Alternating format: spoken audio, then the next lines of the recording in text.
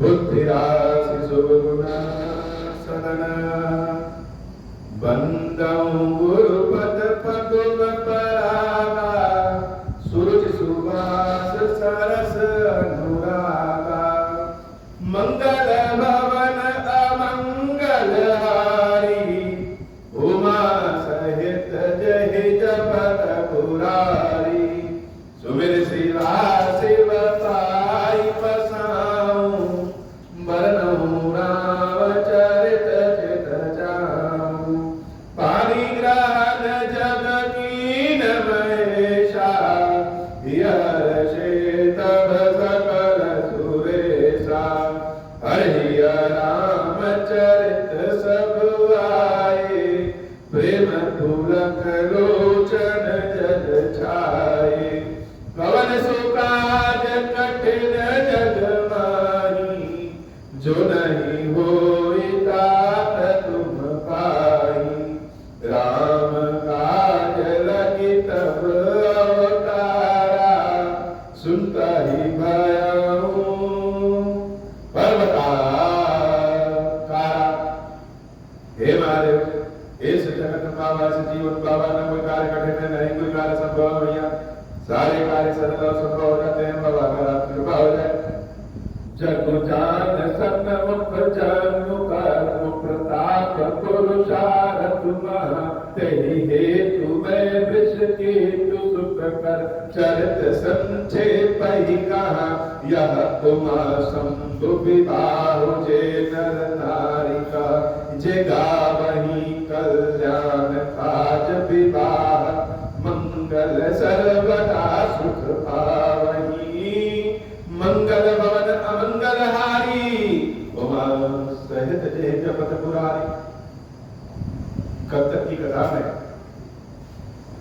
भगवान शंकर माता पार्वती का मंगल विवाह की कथा पूर्ण हुई थी और जैसा कि हम लोग कथा में सुने थे कि तारकासुर नाम का एक राक्षस जो कि देवताओं को बहुत परेशान कर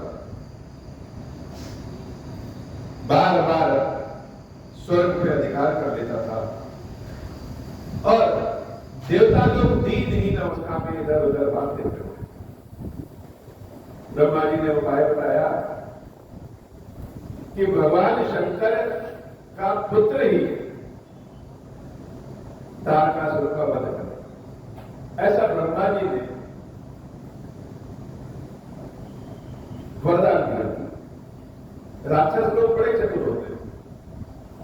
राक्षस कहने का मतलब ये छल कपट वाली बुद्धि, परेशानी बढ़ाने वाली बुद्धि, जो राक्षसी स्वभाव की बुद्धि है, ये राक्षसी स्वभाव की बुद्धि जब अपने तेज में आती है तो अपने आप को बहुत ताकतवर बनाती है। ये राक्षसी बुद्धि हमेशा यह सोचती है कि हम अजर अमर हो जाएं, ऐसा कोई काम। देवताओं की बुद्धि और राक्षसों की बुद्धि में अंतर क्या? यद्यपि देवता स्वार्थी होते हैं, लेकिन देवताओं का एक मर्यादा और उनकी बुद्धि, उनकी शक्ति जगत को आगे बढ़ाने के लिए होती। राक्षसों के पास यदि शक्ति पहुंच जाए तो वो जगत में स्वयं को आगे बढ़ाने के लिए उस शक्ति का प्रयोग करते हैं। तो हर राक्षस यह सोचता है कि एन केन प्रकारेण भगवान को प्रसन्न करके भगवान से वरदान मांग ले और ऐसा वरदान मांगे जिस वरदान की काट स्वयं ईश्वर के पास भी न हो। इसलिए राक्षस लोग तपस्या तो बड़ी धीर गंभीर करते हैं, वैसा देवता लोग क्या करेंगे। लेकिन जब फल प्राप्त करने का नंबर आता है तो वो अपनी बुद्धि कुछ ज्यादा ही चलाने लगते हैं। तारकासुर ने ब्रह्मा जी से वरदान मांगा कि हमको अमर बना दीजिए। ब्रह्मा जी ने कहा यह वरदान हम तो नहीं दे सकते, कोई और मांग लो, कुछ और मांग लो। तो तारकासुर ने बुद्धि लगाया कि कुछ ऐसा मांगे जो वरदान अमरता के ही बराबर। तो वरदान क्या मांगा? तारकासुर ने बुद्धि लगाया कि महादेव जी जो है इस समय बैरागी हो गए, संसार में उनको ढूंढा जाए तो महादेव मिलवे नहीं करते, कहाँ है, न सुख में न दुख में, शक्तिहीन शौक की अवस्था में हो गए। तो महादेव का जो यह बैरागी वाली स्थिति है, यह स्थिति तो बहुत दिनों तक दूर दूर तक दूर होती दिख रही है, क्योंकि सती के वियोग में महादेव का यह हाल है और सती तो भस्म हो गई। तो तारकासुर ने बुद्धि लगाया कि हे ब्रह्मा जी, अगर आप हमको अमरता का वरदान नहीं दे सकते तो ऐसी कृपा करिए कि मेरी मृत्यु केवल भगवान शंकर के शरीर से उत्पन्न पुत्र से ही हो, अर्थात तो भगवान शंकर के ही पुत्र से हो। ब्रह्मा जी ने कहा ठीक है, ऐसा ही। अब तो तारकासुर बड़ा प्रसन्न कि न शंकर जी का बैरागी पद समाप्त होगा और ना ही उनका पुत्र होगा। तो जब शंकर जी का पुत्र नहीं होगा, इसका मतलब कि तारकासुर में अमर हो गया। लेकिन विधि का विधान ऐसा बदला कि राक्षसों के बुरी सोच रखने वाले छल कपट से परे भगवान की ऐसी गाड़ी चलती है कि वहां तक वो लोग सोच ही नहीं पाते। देवी सती पार्वती के रूप में प्रकट हुई और भगवान शंकर और पार्वती का विवाह हो गया। पहले तो तारकासुर सोचता था कि विवाह हो ही नहीं पाएगा, लेकिन हो गया। अब क्या करें? अब तो शंकर और पार्वती का पुत्र हो गया, अगर तो बड़ी समस्या हो गई। इसलिए तारकासुर बड़ी चिंतित रहता था। कोई ऐसा उपाय करें कि शंकर पार्वती का पुत्र ही न हो। इधर देवी पार्वती बहुत दिनों के बाद शंकर जी को प्राप्त। भगवान शंकर कई जन्मों के बाद जैसे पार्वती को प्राप्त किए। तो यादव जी महाराज कहते हैं कि विकराई विविध विधि भोग विलास। शंकर जी तो ब्रह्मचारी बैरागी, लेकिन जब पार्वती को प्राप्त किए तो विविध विधि भोग विलास, अनेक विधियों से देवी पार्वती के साथ कैलाश में भोग विलास भगवान शंकर ने किया। अर्थात गृहस्थ जीवन में जिन जिन सांसारिक गतिविधियों से दूर रहे, लोग कहते हैं कि गृहस्थ लोग भगवान की पूजा पाठ नहीं कर सकते, ब्रह्मचारी ही में। लेकिन शंकर जी जैसे दिखाना चाहते हो कि बिना गृहस्थ के तो संसार में कुछ हो ही नहीं सकता। बड़े से बड़े ऋषि मुनि भी कहां जन्म लेते हैं? गृहस्थ के घर जन्म लेते हैं। तो बिना गृहस्थों का तो कुछ हो नहीं सकता। तो पहले तो बैरागी पर में भगवान शंकर संसार को जैसे भूल गए थे। पार्वती और शंकर एक दूसरे को जब बहुत दिनों के बाद प्राप्त किए तो संसार को भूल। एक बार घटना हो जाए तो व्यक्ति डर जाता है और दूसरी बार वो घटना ना हो ऐसी कोशिश करता है। पार्वती मैया अधीर हो गई कि हे भगवान शंकर, इतने दिनों तक आपसे दूर रहे, अब नहीं दूर हो सकते, तो क्या करें? तो ये करें कि देवी पार्वती ने अपने आधे शरीर को छोड़ा, भगवान शंकर ने अपने आधे शरीर को छोड़ा और दोनों आधा आधा मिलकर के अर्धनारीश्वर। तो अनेक विधियों से भोग विलास करते रहे। देवता लोग सोचे कि भगवान शंकर समाधि में चले जाएं तो कब जगह पता नहीं, बैरागी बन जाए कब जगह पता नहीं, अब विवाह हो गया तो कब जगह पता नहीं, संसार की खोज खबर तो ले नहीं गए।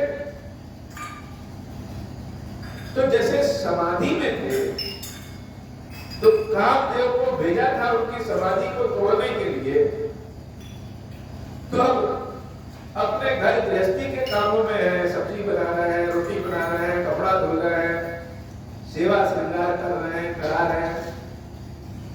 घर के बाहर, कैलाश के बाहर संसार का क्या हाल है ये देखबे नहीं करे। अभी तो अपनी प्रारब्धि को पाकर के पूर्ण हो गए और पार्वती शंकर को पाकर के पूर्ण हो गए। तो यह भी एक समाधि है। घर परिवार के कामों में लीन हो जाना भी एक समाधि है, बहुत बड़ी तपस्या है। हिमालय पर जाकर के संसार से दूर रह करके तपस्या कर लेना फिर भी आसान है, लेकिन घर परिवार में रह करके और भगवान का नाम ले लेना ये बड़ा कठिन। गृहस्थ जीवन अपने आप में एक तपस्या है। तो शिव जी के गृहस्थ जीवन से उनको पहले बाहर लाए, बताए तो कि हे प्रभु, आप और देवी पार्वती एक दूसरे के लिए सदैव थे, लेकिन संसार के माता पिता आप हैं और हम देवताओं पे कष्ट है तो मतलब संसार पे कष्ट है। जब तक आपका पुत्र नहीं होगा, वह तारकासुर का वध नहीं करेगा, तब तक संसार का कल्याण नहीं। लेकिन यह सूचना लेकर के शिव जी तक जाए कौन, कैसे जाए?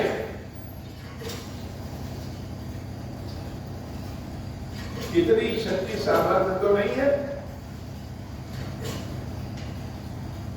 किसी प्रेमी व्यक्ति के प्रेम को भंग कर देना बहुत बड़ा हिम्मत का काम। प्रेम चाहे किसी अपने साथ वाले से हो, चाहे ईश्वर से हो, किसी वस्तु से हो, किसी पदार्थ से हो, अपनी ज्ञान विज्ञान विद्या से हो, प्रेम तो जैसे उसकी आंखें होती ही नहीं, और सिर्फ आंखें ही नहीं, कान भी नहीं होती, वह तो अपने में लीन है। तो शिव जी तक कौन जाएगा कहने के प्रभु गृहस्थ जीवन से अपने बाहर निकलिए और हम सबका भी जरा ध्यान रखें। देवराज इंद्र ने बुलाया सबको कि कोई जाओ। अश्विनी कुमार से कहे, अश्विनी कुमार तो कान पकड़ के उठकर बैठक करने लगे कि हम नहीं जाएंगे। बहुत बहादुर माने जाते हैं पवन देवता। पवन देवता भगवान शंकर के यहाँ जाए, पवन देवता यह सुने कि हमको शिव जी के यहाँ जाना है, तो एक जगह जड़वत हो गए, हिलने डुलने का नाम ही नहीं।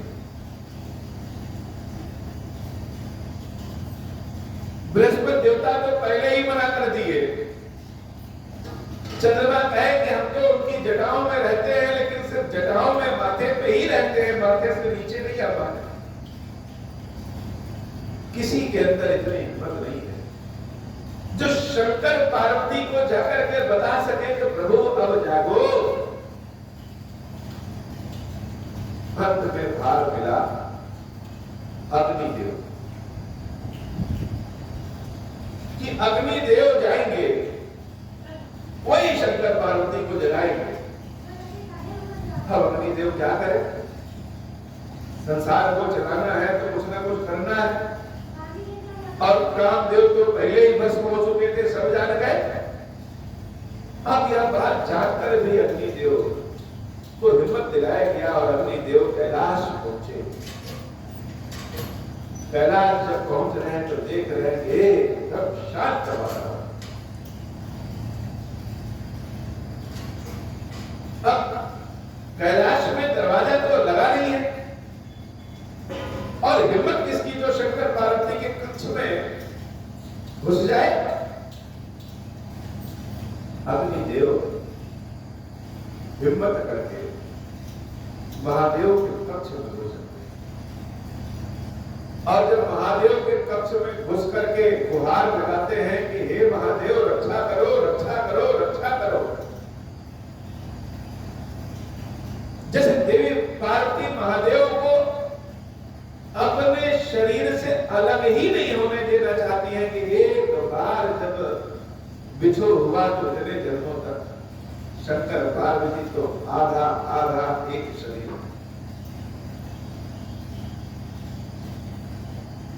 मुख में इतना तेज कि जब अग्निदेव ने शंकर पार्वती को अर्धनारीश्वर स्वरूप में देखा, उस तेज को अग्निदेव जैसे बर्दाश्त नहीं कर पाए। अर्धनारीश्वर शंकर पार्वती के मुख से एक तेज, जब वह तेज गिरा तो अग्निदेव दौड़ करके उस तेज को खा जाता। जब खा गए तो देवी पार्वती तो बड़ा क्रोधित हो गई कि अग्निदेव तुम्हारी हिम्मत कैसे हो गई हमारी तंद्रा को भंग करने में। इतने दिनों तक हम लोग अलग रहे और तुम लोग अपने स्वार्थ के नाते हम लोग की तंद्रा को भंग करने चले आए। भगवान शंकर का तेज तुमने खा लिया तो जाओ तुमको श्राप देते हैं कि आज के बाद चाहे अच्छा हो बुरा हो हर चीज तुमको खाना पड़ेगा। तभी से अग्निदेव में पन्नी डाल दीजिए तो भी जलाएंगे, गंदगी डाल दीजिए तो भी जलाएंगे, घी डालिए तो भी जलाएंगे, बकरे का मांस डाल दीजिए तो भी जलाएंगे, केला नारियल डाल दीजिए तो भी जलाएंगे। कहने का मतलब देवी पार्वती के श्राप के कारण अच्छा और बुरा सब कुछ अग्निदेव को खाना पड़ता।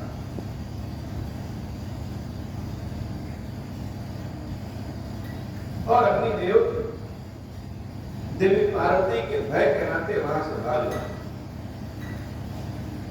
लेकिन जो भगवान शंकर का तेज वो निगल गए थे, स्वयं अग्नि होने के बाद भी उस तेज को बर्दाश्त नहीं कर पाए और ले जाकर के उस तेज को गंगा जी में छोड़ाते हैं। इतना गर्म तेज भगवान शंकर की साक्षात शक्ति जब गंगा जी में छोड़ देते हैं तो कुछ दिनों तक गंगा जी उनको धारण करती है। लेकिन गंगा जी भी इतनी शक्तिशाली नहीं है जो भगवान शंकर के तेज को धारण कर सके। गंगा भी जलने लगती है, विचलित हो जाती है और जब तेज को धारण नहीं कर पाती तो गंगा अपने किनारे पे उस तेज को बहा करके छोड़ देती है। वो तेज गंगा के किनारे जो सरकंडे पनपे रहते हैं उन सरकंडों के बीच में जाकर के फंस गए। उधर से 6 कृतिकाएं अपना गीत संगीत गाते बजाते जा रही और जब उन्होंने गंगा जी में किनारे पे सरकंडों के पास एक दिव्य प्रकाश देखा तो 6 कृतिकाओं ने उस दिव्य प्रकाश को उठा लिया और सबने मिल करके उसके 6 भाग करके सब स्वयं धारण। 6 कृतिकाओं से जब एक पुत्र उत्पन्न हुआ जिसके 6 मुख थे, उन्हीं को कहते हैं काल। कृतिकाओं से जो उत्पन्न हो वही काल। बड़े शुभ लक्षण, जिसकी एक माता होती है वो इतना पसंद है। भगवान कार्तिकेय के 6 माताएं, 6 माताओं ने बड़े ही दुलार से अपने पुत्र कार्तिकेय को पाला। 6 माता अपने हाथ से भोजन कराती, इसलिए भगवान कार्तिकेय के 6 मुख। जब कार्तिकेय कुछ बड़े हो गए तो सूचना पार्वती जी के पास पहुंची। पार्वती जी अपने पुत्र से मिलने के लिए बहुत बेचैन। कुमार कार्तिकेय भगवान शंकर देवी पार्वती के पास पहुंचते हैं और देवी पार्वती उनको अपने हृदय से लगाते हैं। उनका नामकरण स्कंद होता है, कुमार होता है, और कृतिकाओं के लालन पालन करने के कारण उनका नाम कार्तिकेय भी। शिव जी ने कहा, देवी यह तो लीला है। अगर यह कार्तिकेय हम लोग के पास जन्म से होते तो इनकी रक्षा कैसे होती? क्योंकि तारकासुर चाहता है कि हम लोग की संतान का वो वध कर सके। और इन कृतिकाओं ने पिछले जन्म में बहुत पुण्य प्राप्त किया था, बहुत सेवा किया था, मुझसे पुत्र की इच्छा की थी, इसलिए कार्तिकेय के पास पहुंचे। अब कार्तिकेय अपने माता के पास आते हैं और पार्वती भैया कही कि तुम बहुत जल्दी जल्दी बड़े हो रहे हो और तुम बड़े हो जाओगे तो हम करेंगे क्या? इसलिए उन्होंने आशीर्वाद दिया कि तुम कभी बड़े ही नहीं होगे, तुम सदैव कुमार बने रहोगे। इतना लालन पालन दुलार किया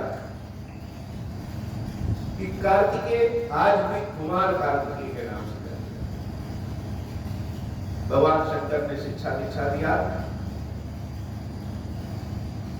देवताओं की एक सेना बनी, उस सेना के सेनापति कुमार कार्तिकेय बने, और राक्षसों से जब युद्ध हुआ तो तारकासुर का और कुमार कार्तिकेय ने वध कर दिया। देवताओं की विजय हुई और भगवान कार्तिकेय की जय जयकार हर जगह।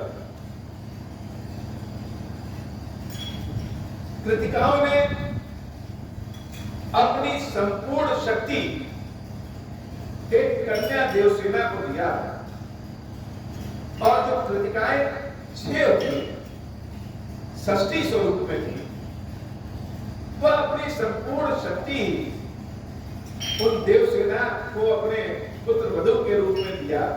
वही देवसेना षष्ठी देवी के रूप में संसार में प्रसिद्ध है और आज भी बच्चों की रक्षा है।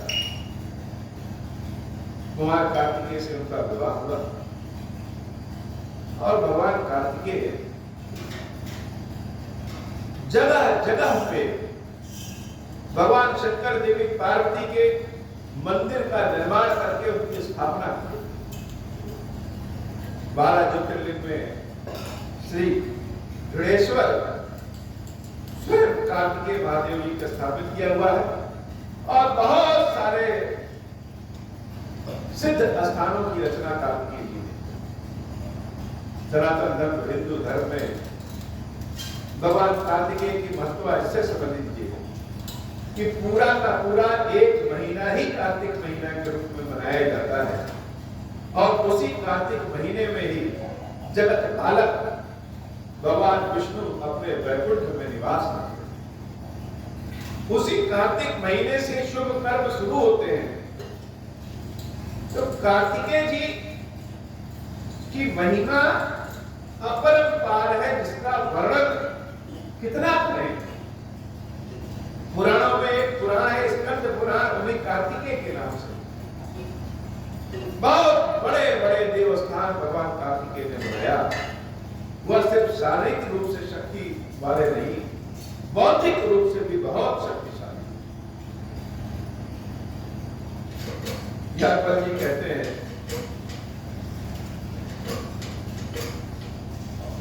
कार्तिकेय की रचना हम क्या करें? जग जान सन्मुख जग कर प्रताप पुरुषार्थ महा। इन कार्तिकेय जी के पुरुषार्थ के बारे में, शक्ति के बारे में, प्रताप के बारे में समस्त संसार पहले ही जानता है। इसलिए तेहि हेतु में ऋषिकेतु शुद्ध कर चरित संक्षेप ही कहा। भगवान शंकर देवी पार्वती के पुत्र कार्तिकेय जी की गाथा हमने बहुत संक्षेप में कही, ज्यादा कही ही नहीं। लेकिन सनातन धर्म के नींव है भगवान कार्तिकेय। सनातन धर्म के जुड़ा अगर नंदी जी महाराज हैं तो सनातन धर्म की नींव कार्तिकेय महाराज। और सनातन धर्म में प्रथम पूज्य तो भगवान गणेश शंकर पार्वती के पुत्र, जिनका अभी जन्मोत्सव भी चल रहा है। स्वयं देवी अंबिका शक्ति है, भगवान शंकर ही ईश्वर है। तो यह शिव परिवार जो है यह अपने आप में संपूर्ण है।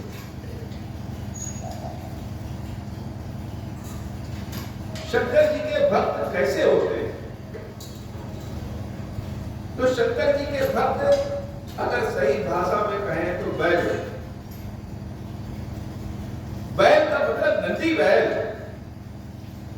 जो ज्ञानी ध्यानी सब कुछ है, लेकिन हर ज्ञान ध्यान को छोड़ करके शंकर जी के दर्शन के लिए एक जगह जड़वत होता है। ऐसे शंकर जी के भक्त होते हैं।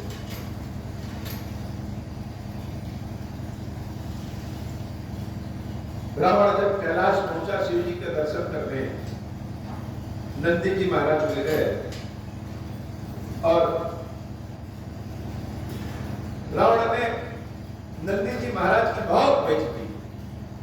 नंदी महाराज का मुख हम लोग बैल की तरह बनाते हैं, लेकिन नंदी महाराज का मुख बंदर की तरह, बानर की तरह। वो वृषभ थे लेकिन मुख बानर की तरह। तो रावण ने नंदी महाराज की बड़ी बेइज्जती की। नंदी महाराज ने कहा कि जिनकी पूजा तुम करते हो उन्हीं की पूजा हम भी करते हैं, इसलिए हे रावण, मेरा अपमान शोभा नहीं देता है। रावण ने कहा, एक मेरी बुद्धि देखो कि भगवान शंकर की तपस्या करके, सेवा पूजा करके हमने उनसे क्या मांगा कि हे प्रभु, एक मुख से जब हम आपकी स्तुति गाते हैं तो हमको 10 मुख दे दीजिए। इतना मुख हमको दे दीजिए कि उससे हम आपकी स्तुति जब गाएं तो पूरे संसार को सुनाएं। और शंकर जी तो अपने से दूने देने वाले, शिव जी के पास 5 मुख, उन्होंने रावण को 10 मुख दे दिए। हे प्रभु, 2 हाथों से जब आपको हाथ जोड़ते हैं तो कम लगता है, इतना हाथ दीजिए कि जब जोड़े तो सारा संसार देखे। शंकर जी के पास 10 हाथ, उन्होंने 20 दे दिया। तो एक हमको देखो जो शिव जी से क्या मांगे कि हम उनकी और सेवा पूजा करें, और एक तुम हो बैल हो, कुछ मांगे ही नहीं, वही बैल बन के बैठे हो, बैल और मुख बंदर का। नंदी महाराज ने कहा, हे रावण, तुम्हारा भविष्य हमको दिख रहा है, अहंकार से युक्त हो गए हो। इसलिए यह भगवान शंकर का सेवक तुमको यह श्राप देता है कि जिस बानर मुख की तुम इतनी बुराई कर रहे हो, वही बानर मुख तुम्हारे नाश करने में सहायक है। और यही जो कहते हैं कि हनुमान जी महाराज साक्षात रुद्र हैं, ये नंदी महाराज ही भगवान शंकर का स्वरूप ही हनुमान जी महाराज। और शिव जी के भक्ति का अंतिम परिणाम राम जी की भक्ति प्राप्त हुई। ये नंदी महाराज को हनुमान के रूप में राम भक्ति प्राप्त हुई, और ऐसे नंदी महाराज बने कि रावण भी हराते हराते पस्त हो गया। और अरे यह भगवान शंकर के सेवकों के भक्तों की विशेषता हो। ज्ञान ध्यान सब रहता है, लेकिन दृष्टि उनकी शिवजी पे ही रहती है। लोग उनको बैल कह ले, बंदर कह ले, लेकिन दृष्टि उनकी शंकर जी पे ही होती है। शंकर जी की महिमा को कितना गाया जाए, कितना कहा जाए, उतना ही कम। शिव जी की महिमा को, पार्वती जी की महिमा को कहते कहते हृदय स्वयं द्रवित हो जाता है। तो बात कार्तिकेय जी की थी। अब कार्तिकेय जी की चर्चा किए बिना भगवान की कथा जैसे पूर्ण ही नहीं हो सकती। गणेश जी की अर्चना पूजा किए के बिना जैसे कोई कार्य पूर्ण नहीं होता, वैसे कार्तिकेय जी की चर्चा के बिना पूर्ण ही नहीं हो सकता। आज अयोध्या में जो राम मंदिर बना है, उसमें उदाहरण भी भगवान कार्तिकेय के कहे स्कंद पुराण से ही दिया गया। तो कार्तिकेय जी का काम ही है सनातन पीठ की स्थापना करना, रक्षा करना, और इसका यह उदाहरण है कि कलयुग में भी वह राम मंदिर की स्थापना में अपनी भूमिका अदा किए। स्कंद पुराण के साक्ष्यों के आधार पर राम मंदिर की स्थापना। चरित्र सिंधु गिरिजा रमन वेद न पावनि पारु वरण है तुलसीदास की विख्याति मत मत करो। तुलसी बाबा कहते हैं कि वेद पुराण भी इसको नहीं गा सकते। यह तुलसीदास तो बहुत मंद बुद्धि का है, यह क्या कहेगा? यादव जी महाराज भरद्वाज जी महाराज को गाथा सुनाने लगे। शंकर जी पार्वती जी के विवाह की कथा जब सुनाए तो भरद्वाज जी महाराज जैसे गदगद हो गए। जैसे खूब बढ़िया भोजन करिए तो पेट भर जाता है, मन नहीं भरता, आह करता है। वैसे यादव जी के मुख से भरद्वाज जी महाराज ने जब शंकर पार्वती जी की कथा सुनी तो आह गदगद हो गए। शंभु चरित्र सुनि सरस सुहावा भरद्वाज मुनि अति सुख पावा बहुलाल सा कथा पर बाड़ी नयन नीर रुमावली ठाड़ी। कथा और सुनने की इच्छा हो गई। जैसे भोजन कहीं करने जाइए रेस्टोरेंट में तो पहले व्यक्ति स्टार्टर खाता है, तो स्टार्टर से भोजन की शुरुआत होता है। या राम कथा भगवान शंकर पार्वती की कथा सुने बिना पूरी ही नहीं हो